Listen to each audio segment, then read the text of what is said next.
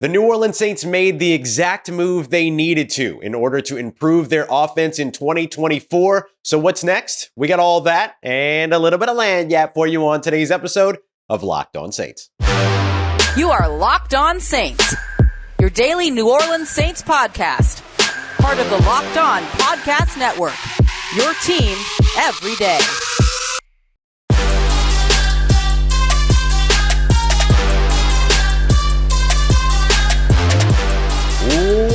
What is good, Who Dat Nation and Who Dat family? I am your host, Ross Jackson, here on the Locked On Saints podcast, your credentialed media member covering the New Orleans Saints as a senior writer and reporter over at Saints News Network. And on today's episode of Locked On Saints, we're going to be taking a look at what's next after a flurry of moves have effectively almost completely emptied out the entire New Orleans Saints offensive coaching staff. We'll update you on those moves, and we're going to kick everything off today with a look at the move that means the most. The New Orleans Saints making the tough decision, but doing the thing that needs to be done to get their offense moving forward, and that means moving on from offensive coordinator Pete Carmichael. We're going to take a look at some of the people that could potentially replace him and what the New Orleans Saints should do here as they continue to move forward. Thank you very much for being an everydayer and making Locked On Saints your first listen of the day, every day, here on the Locked On Podcast Network and here on Locked On Saints, your team every day. Today's episode is brought to you by Jace Medical. Empower yourself with the purchase of a new Jace case, providing you with a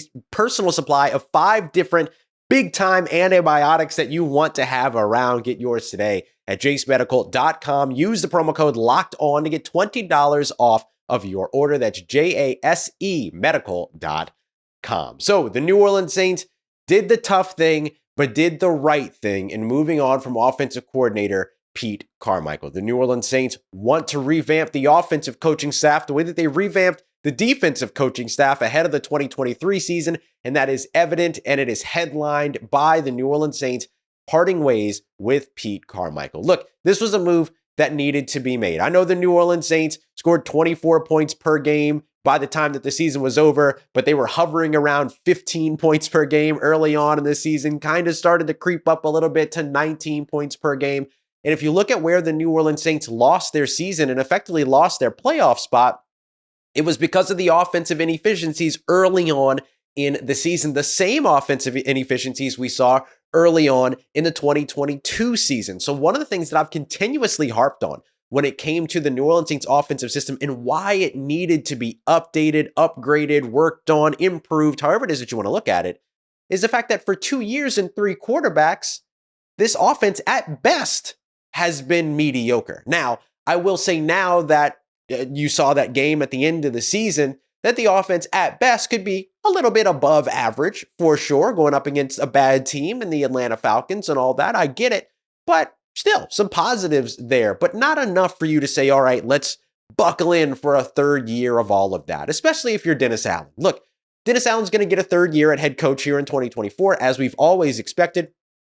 He should not have his future, and he should not sit back and allow his future to be decided by the side of the ball that he doesn't control. So go in, revamp the coaching staff over on that side of the ball, keep the pieces that are going to be important for you. We'll go over that here in just a little bit, but revamp where you can and make that offensive side, put that offensive side under leadership that's going to make it better. This is going to be Dennis Allen's last chance with the New Orleans Saints here in 2024. And so he's got to get it right. And so get it right by not signing up for a repeat of what you've experienced over the course of the past 2 seasons. Believe when people show you who they are. And I think that the New Orleans Saints made the right decision here, as much as it stinks. 18 years of service, a Super Bowl, a phenomenal run with the New Orleans Saints, certainly aided by Sean Payton and Drew Brees. Of course, we can't forget that context, but man, was Pete Carmichael not a part of something special here in New Orleans? He 100% was.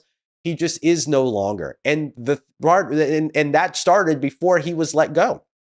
That started before the Saints parted ways with him, because what's been happening in New Orleans over the course of the past 2 seasons is not special, right? And so you want to be special. You want to move that offense into the right direction.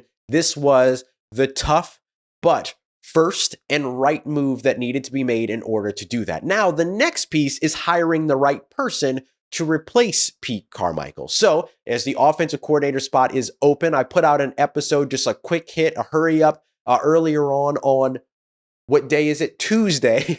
I put it out on Tuesday. Today's Wednesday. But with that, I highlighted 3 different candidates that I thought would make sense for the New Orleans Saints. Los Angeles Rams passing game coordinator Zach Robinson, a guy that's looked good in terms of his time with Sean McVay. The Saints got an up-close and personal look at that Sean McVay offense again this year, and the way that it's continued to evolve. That's a spot that is on the forefront in terms of what's changing, what are the trends in the offense around the NFL. He's a good name to watch in Zach Robinson. You've also got Clint Kubiak. Clint, not Gary. He's the son of Gary Kubiak. But Clint Kubiak, who's the passing game coordinator from the San Francisco 49ers, was an offensive coordinator back in 2021 with the Minnesota Vikings. Really good finding success there. 1,616 yards for Justin Jefferson on 108 catches and 10 receiving touchdowns that year. Over 4,200 passing yards for Kirk Cousins, 33 touchdowns to 7 interceptions.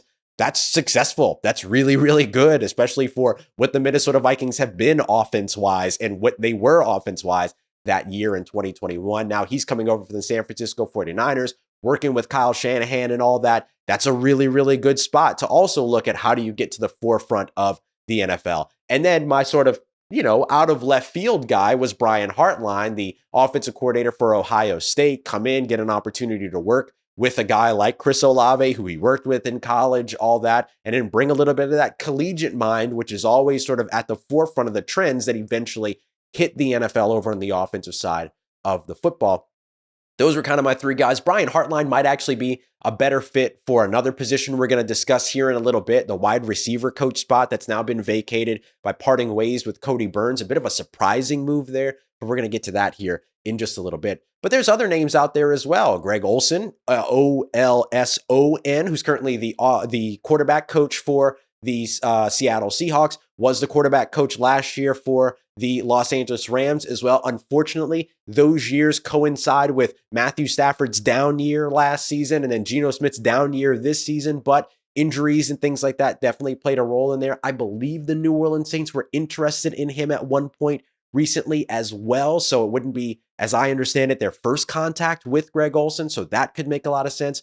Gerard Johnson, the guy who's been the working with the Houston Texans as the quarterback coach, did wonders with CJ Stroud. I think a lot of the success that you see that's happened over in Houston comes from Bobby Slowick in particular. And so that's one of the reasons why Gary Kubiak is at the top of my list, because Bobby Slowick, who is the offensive coordinator for the Houston Texans, was previously the passing game coordinator for the San Francisco 49ers. Mike McDaniel, who is at the forefront of every trend in the NFL in terms of offense right now with the Miami Dolphins. Well, was until they got eliminated from the playoffs.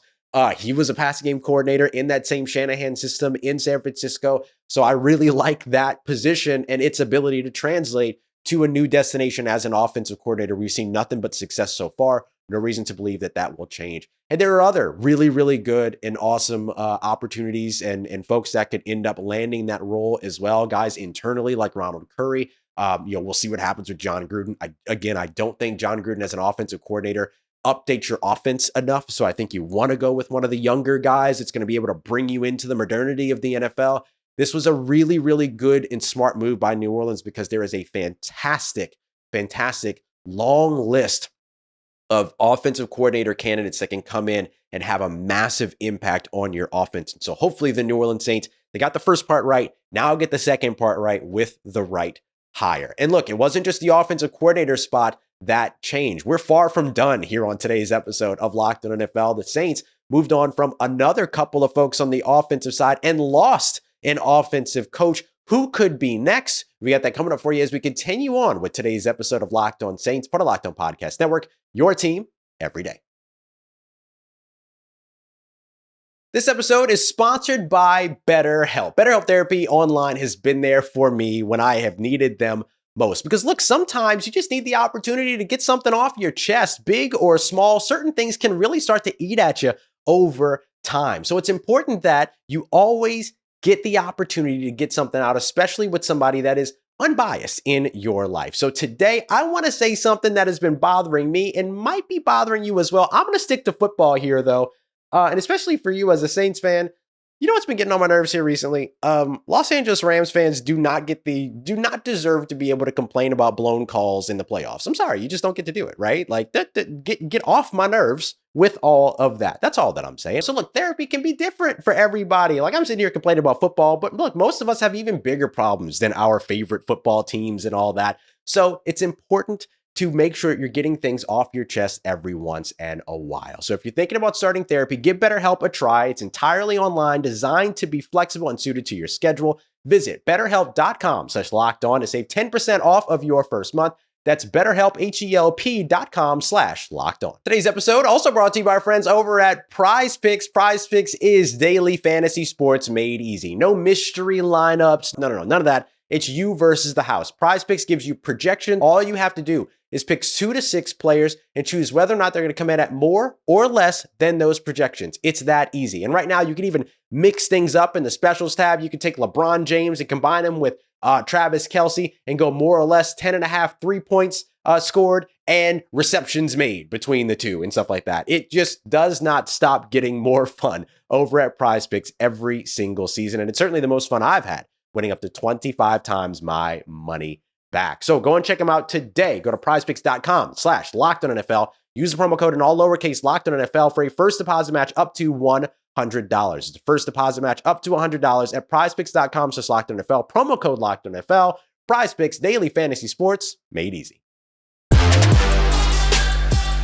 All right, family, it is a busy day for the New Orleans Saints. Not only did they move on from offensive coordinator Pete Carmichael, but the offensive staff effectively almost entirely got cleaned out as well. So we're going to take a look at who left and who's left behind and who's still here in New Orleans, and some potential folks that could come in and fill in on those roles. Really just one person that I'm looking at that could fill in on those smaller roles. So we're going to get to that here as we continue on today's episode of Locked On Saints. I appreciate you very much making us your first listen of the day every day. Don't forget to go and check out the Locked On Sports Today 24/7 national sports YouTube stream. It's the first of its kind on YouTube. You can find it today and be a part of history by subscribing to Locked On Sports Today on YouTube today. So not only did the New Orleans Saints move on from Pete Carmichael, but they also made a couple of other tough decisions. Kodi Burns, the wide receiver coach, in his second year was moved on from. A bit of a surprise. We'll go over why here in just a moment. Bob Bicknell, the offensive assistant, also sort of a little bit of a surprise there too.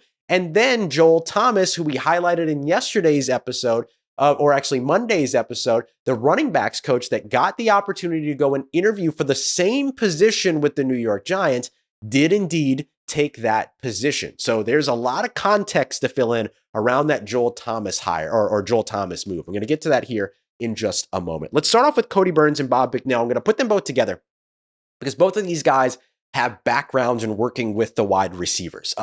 And look, I thought that Kodi Burns in his 2 years did some impressive things with young talent. The development of A.T. Perry, the development of Rashid Shaheed, the development, and then sort of that managing that rocky, sort of early portion of the season or midpoint in the season with Chris Olave and getting him back on track or helping him get back on track. Like Chris had to do a lot of that himself too, but with the support of Kodi Burns, it's a huge piece of all that, right? So there is a big time kind of surprise that came from this one for me that the Saints ended up moving on from him. The only thing that I could think of is that this is signaling that the New Orleans Saints see coaching as the sort of catalyst for some of the early blunders when it came to the wide receiver room. Wide receivers not running the routes correctly, wide receivers in the same areas, not knowing, where they're supposed to be and stuff like that. But also a lot of that felt like changing plays at the line of scrimmage and not being able to fully communicate and all this other stuff. Like, just felt like there was a lot more context to that. So I was very surprised by the Kodi Burns move. But look, it is what it is, right? Like, he's gone, and I hope that he lands somewhere. I thought that he was doing a great job with these young guys. I could see the relationship between him and the receivers as well. He's going to be sorely missed in that locker room. So the Saints are going to have to hire somebody with a big personality and that really preaches sort of the family nature of football in order to really be able to continue to connect with these receivers, because that's one of the things that I think Kodi Burns did extremely well, was connect with his players. Now, if the Saints are looking for a replacement there, maybe that's where a Brian Hartline ends up making sense. Maybe you don't want to immediately go to the college coach and bring him up to an offensive coordinator spot. But you can see the value of having a guy like Brian Hartline working with Chris Olave, keeping things together there, and the value that he brings as a former NFL wide receiver, as a former NFL or as a former wide receiver coach, and now as an offensive coordinator, passing game coordinator experience, all that other stuff. He checks a lot of boxes. So it could be really interesting to see if the Saints maybe go there. I know he and Dennis Allen do keep in touch. Dennis Allen mentioned Brian Hartline by name when he was talking about drafting Chris Olave after making that selection and all that. So you can see maybe a little bit of a through line there. There's a little bit of some connective tissue, and there's a lot of stuff going on when it comes to Ryan Day and the Ohio State Buckeyes and who they're going to be next year and all that other stuff. So maybe this is an opportunity for Brian Hartline to get back into the NFL as a former NFL player, but getting in as an NFL coach with an organization that he already has, it sounds like, at least an existing relationship with, and with a player that he absolutely has an existing relationship with. Bob Bicknell is somebody that kind of surprised me as well. Did some really great work with T. Higgins, did some really great work with Tyler Boyd over with the Cincinnati Bengals. He was brought in. I don't know if he specifically worked with the wide receivers, because I know that there were other offensive assistants that worked with wide receivers, but I imagine that was a part of what his kind of role and responsibility probably included. The Joel Thomas one's really interesting because it's a lateral move. And it's so funny because I see people using the same phrase to say two different things. The fact that it's a lateral move tells me everything I need to know is the phrase. And a lot of people are meaning that as in Joel Thomas wanted out. Other people are meaning that as in the New Orleans Saints were on their way to making a change at that position anyway. Here's what I think the lateral move tells me when it comes to Joel Thomas. The New Orleans Saints knew that they were going to be making a change at offensive coordinator. Whenever a new offensive coordinator comes in, they tend to want to hire all their buddies, right? They tend to want to bring people in for the other positions that are open and things like that. If the Saints either had their eye on somebody very specific, or if they already knew that maybe this is a place where they would look to make a change, if they're bringing the offensive coordinator in, knowing that the offensive coordinator was likely to replace some of these guys on the offensive staff anyway, then Joel Thomas might have been one of those target folks. Running back coaches tend to travel with their head coaches. Look at the Detroit Lions. And other, there's a bunch of other examples around the NFL as well. That's one of those positions that always seems to travel with an OC. So with that being the case, the Saints moved on from their OC and moved on from their running back coach. They're bringing in a new OC. That OC will probably have their own running back coach that they want to bring in as well. So I think that that's what it was connected to. Hey, look, Joel, Coach JT, like we're going to be making this change at offensive coordinator. More than likely that OC is going to want to bring in another running back coach. And so with that being the case, and we're considering making a move here anyway, this request came in from the New York Giants. Go do this interview and see if you get that job. Basically giving him an opportunity to be able to seal something before being moved on from. Because it's one thing to be hired away from a team. It's another thing to be moved on from, parted ways with, fired, however it is that you want to say it, and then go out there and try to find a job. This was the best possible scenario for Joel Thomas. And this could have just been an example of the Saints taking care of a guy that has been around for a very long time running back coach. The reason that Jamal Williams signed with this team was Coach Joel Thomas. Mark Ingram called him the best coach he's ever worked with, all that. They have a lot of respect for Coach Thomas. And I think that they showed that as well with this opportunity, allowing him to go out and interview and then not blocking the hire once the New York Giants ended up making that decision. The position coaches that currently remain for the New Orleans Saints: Ronald Curry, passing game coordinator and quarterbacks coach; Doug Marrone, offensive line coach; Clancy Barone, the tight end coach, as well as Kevin Carberry, the the offensive line assistant is technically his title. I put that under position groups or position coaches because he specifically works with the offensive line. I think out of those four, the person that's most likely to be next to be moved on from could be Doug Marrone. The offensive line has steadily regressed under his guys. It is a big time position that they're now having to look at revamping because you don't know if you're going to have potentially 3 spots open: left tackle, right tackle, left guard going into 2024. Maybe having a new coach with a fresh sense of perspective doing that, or elevating Kevin Carberry, who was the former Rams Super Bowl season offensive line coach and worked with them the year after, where he went over 13 different offensive line combinations in 17 games. He's got a lot of experience. Maybe he's a guy that just steps up and elevates into that offensive line coaching role if the Saints do indeed move on from Doug Marrone. Outside of the coaching staff, the New Orleans Saints do have another big move that they could make, and it's at general manager. Could that be on the way? Yeah, we got a lot more left for you here on today's episode of Locked On Saints, part of Locked On Podcast Network, your team every day. Today's episode of Locked On Saints brought to you by our friends at Jace Medical. Jace Medical is helping you be prepared in what has been one of the worst flu seasons in a really, really long time. And in the midst of all that, sometimes it can be hard to get your hands on the medications that you need and things like that. That's where Jace Medical comes in to play. Look, first of all, they have their Jace case, which gives you access to 5 different antibiotics to help you out in a bunch of different scenarios where you might need to rely on something. Maybe you're not able to get somewhere. Maybe you live in a rural location, and you want to have something you can fall back on at home and all that. It's a fantastic option for you. But you can also go to jacemedical.com today and complete a physician encounter. It's going to be reviewed by a board-certified physician, and then whatever medications you're looking for could be dispensed, if they're available, by a licensed pharmacy at just a fraction of the regular cost. So head over today to jacemedical.com because it's never been easier to be prepared than right now, thanks to Jace Medical. jacemedical.com, JASE medical.com. Use offer code LOCKEDON for $20 off of your order.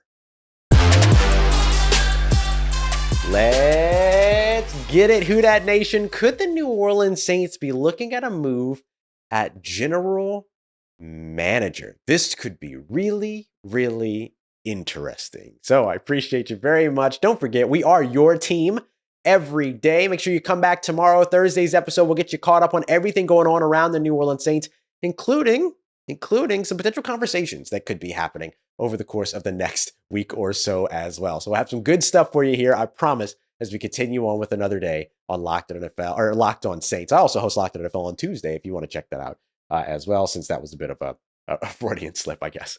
All right, so could the New Orleans Saints be looking to make a move at general manager? They certainly could, but not necessarily in the way that you might see across the rest of the NFL. It wouldn't necessarily be about making a move to move on from someone, but the Saints could make a move at general manager to hold on to someone. So if you caught the Tuesday episode, I mentioned that there was about a 90% chance I'd give it that the Saints would move on from Pete Carmichael, about a 5% chance that they would move on from Dennis Allen. Probably actually should have gone less than that. And that they would be somewhere between a 5 to 10% chance that the Saints could move or make a move at general manager. It's a 0% chance that anybody fires Mickey Loomis, though. That's not what I'm getting at. What I'm really getting at is maybe the Saints don't want to move on from somebody, but instead, maybe they want to keep somebody. And so an organizational restructure would allow them to do that. New Orleans Saints, let me see if I can get this right, Vice President of Football Administration and Assistant General Manager, there we go, nailed it, Khai Harley, received an interview from the Carolina Panthers for their open general manager role. Now, I can't imagine any job being less desirable than one with the Carolina Panthers and David Tepper. No, thank you. No, thank you. Especially now that Daniel Snyder, is out of the league. David Tepper, is he the worst owner in the NFL right now? Could be. So not the greatest gig, but one that somebody that's looking for a first-time general manager, full-on general manager role could take, and certainly one that, look, any general manager role that's available, Khai Harley deserves to have.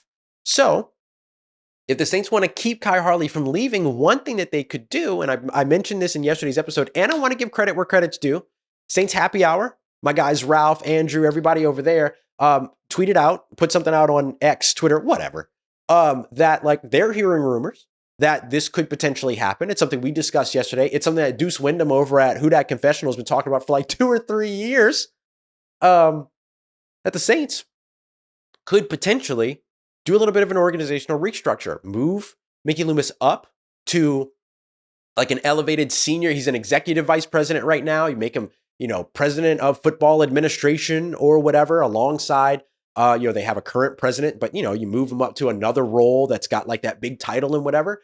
And then you elevate Khai Harley to general manager. That keeps Khai Harley here in New Orleans. If Jeff Ireland doesn't get the job as a general manager with the Los Angeles Chargers, he becomes the sole assistant general manager along with the guy that's working with college scouting. And then boom, you've just restructured your organization and turned over a new leaf in a really interesting way that both gives you a fresh perspective because yes, Khai Harley was trained up here in New Orleans and with the New Orleans Saints organization, but he's his own human being with his own ideas and his own ways of maybe wanting to do things.